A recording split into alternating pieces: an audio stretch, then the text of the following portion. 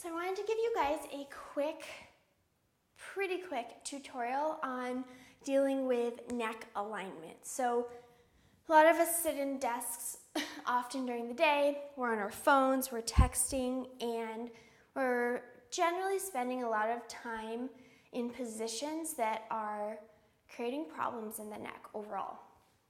Pretty big problems actually. So we've all heard this, we talk about how to align the neck and how to straighten it and lift it up, but how can you do it really easily and how can you help reset your neck in the middle of the day? So it's a really big one because we lose connection to what we're doing at different points in the day. And so it's like, okay, well, can I do a quick little neck reset? And then it will literally realign you for the rest of the day. So if the neck's out of alignment, you have things like TMJ, jaw pain, we have migraines, headaches, fuzziness, cloudiness in the brain, and so much of that is connected or could be connected to the neck alignment. So if you can shift that alignment, you may find other things like grinding your teeth at night and different things like that might start to adjust as well. And no guarantees, but hey, give it a try. So first thing is first, and I'm going to turn to the side so you have a better view of my neck. So the tendency, when you think about this, when you're looking at your phone, even reading, whatever, looking at your computer is we'll tend to lead with the head. So that alignment right there is creating naturally a drop in the shoulders and a stretching forward of the neck and a collapse in the front of the neck. See that? You're looking down. These muscles right here, which cross from the back toward the front, they get really short and tight. And these muscles back here get stretched out and weak. Okay, you see the imbalance there? And always with the Bowspring is we're trying to bring more unity and balance to all parts of the body. So anytime we have an extreme, we don't want to fix it with another extreme. I'm not going to tell you to pull your chin back to lengthen the back of the neck. I'm going to help you create more balance instead. So notice how I'm touching my neck. You can feel your neck to see what's going on there. For a lot of us, right back here, it's puffy. Okay, this area right here at these vertebrae, this gets really puffy and soft. You can't even feel your vertebrae often. And that's a sign of weakness back here. So first of all, you can work and massage your neck a little bit just to start to break up that tissue. Excellent. Yeah, that helps. And then these guys get really, really tight. And these you want to massage and work too.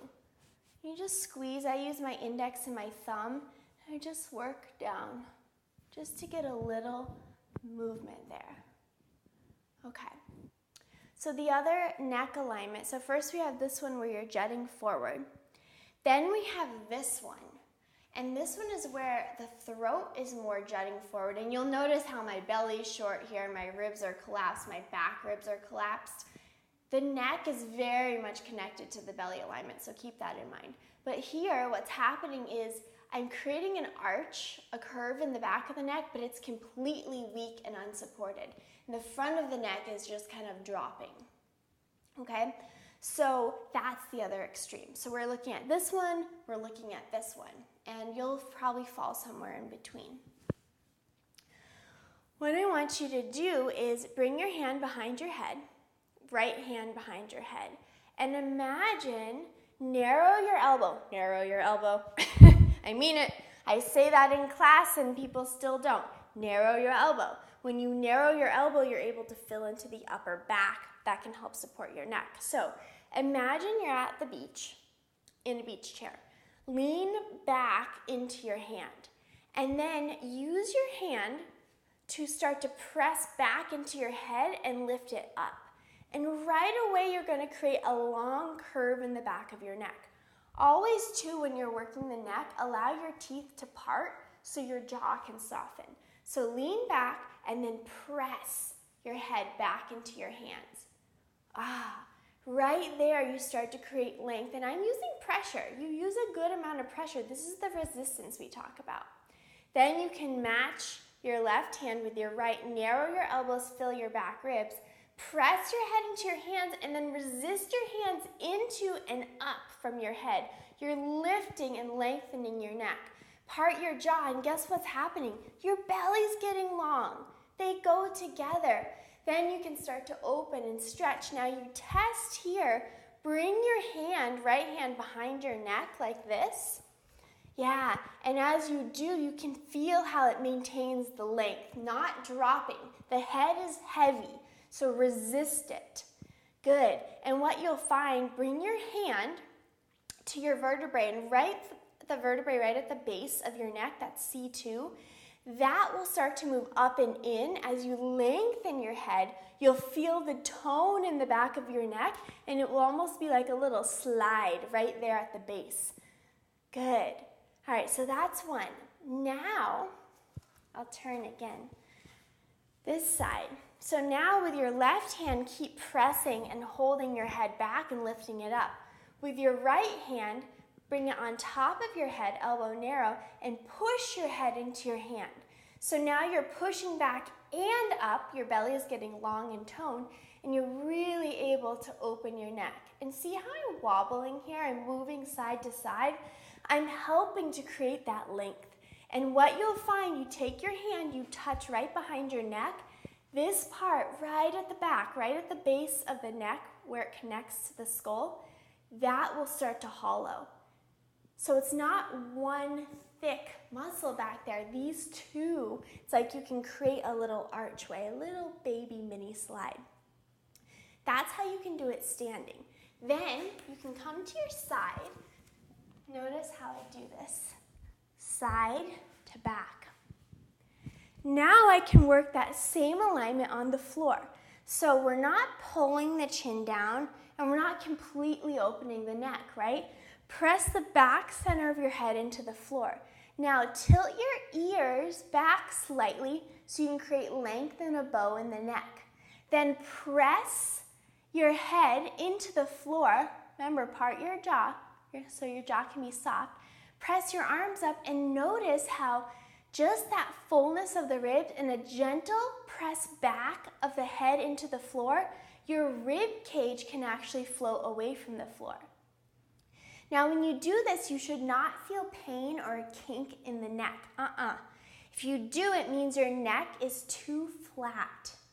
That's that pulling back where you tighten these front muscles and tuck your chin, right? So instead, let the chin and the ears tilt back, the throat will open, and then as you pressure your head into the floor, your full rounded ribs will float away just a little bit. And I just want you to feel that would be the exercise. Dig your feet into the floor. Notice my lower back, how it mirrors my neck. Curve in the lower back, curve in the back of the neck. Lengthen the belly, lengthen the front of the neck. Those are big connections to be aware of. Inhale, stretch. Remember your seed hands. Curl your fingers toward your palm. Pressure your thumb into your index. Tone through your arms. Press toward the ceiling, so now your ribs are full, like an egg when it rests on the floor. Tilt your ears back and gently pressure and let your ribs float away from the floor. For 3, pressure and rise. 2, pressure and rise. 1, I guess we'll do one more. This time, rise and hold, dig from your feet, let your feet float into the air. Neck is long, you can test and feel that hollow right there for 3, belly's long. Inhale, 2, good, 1, lower the ribs down, touch the feet down. Now that last part you do not have to do. You can just play this little exercise with just the slight hover of the ribs away from the floor until you get really strong in the back of your neck. I am creating a length and bow of the neck. We're not looking for a flat neck. No. But it's long and supported within the curve, just like your low back, just like your belly, okay? One more, roll to your side. Notice how I do it. If I sit up like this, guess what? Look at the shape I've just created in my neck and my belly. Short and tight in the front, overstretched and long in the back. Nope. I roll to my side. I maintain the shape and the length, and then I rise. Hey, right? All right, the final one is if you are not wanting to lay on the floor in the middle of the day. Don't know why you wouldn't want to, but if you're at a wall at your desk, you would do this standing. I'm just doing it sitting so you can see me. So remember what we talked about. The very first exercise is the one that you start with so you can get that relationship between the shape of your head and your neck, right? Remember, we have dropping and collapsing and dropping and collapsing. Both of these are not supported, right? We want to expand from the ribs, let the neck lengthen, and then a gentle pressure back, not by way of the chin, mind you, but by an opening and bowing. That's the shape. Look at that. It's soft, it's engaged also, and it's long. And it's light, guys. So you'll know you've got it right when you feel really light in the way that your head is supported from your neck. We're not dropping and collapsing. We're not hanging. Our heads weigh like 8 pounds. Like, you gotta do something to keep that supported. So our final exercise. 1 was hand behind the head, right? And then both hands. 2 was head and hand, 1 pressing up. 3 was on the floor, and 4 here is against the wall. So you'll bring your head to the wall, and just like you did on the floor, you press back, let the ribs fill, and I'm taking dome hands to my knees. You can stretch your seeds out also. Press back and long. Bring your hand, a fist to the top of your head. Press into the fist. Look, belly gets long, yeah? Then press back into the wall in the bowing shape. Feel with your hands for the curve in the neck. Part your teeth, then stretch your arms out, open, expand, press back, and then pulse your arms for 3. Get longer, 2, 1. Nice. And you could repeat this about 5 times and then release. Okay? So those are your neck exercises. You have 1 that you can do just sitting at your desk to explore, or 2. 1 that you can do on the floor, and 1 you can do against the wall, okay? Let's reset and reconnect with this neck alignment so that we're not causing chronic pain down the line. I'll see you next time.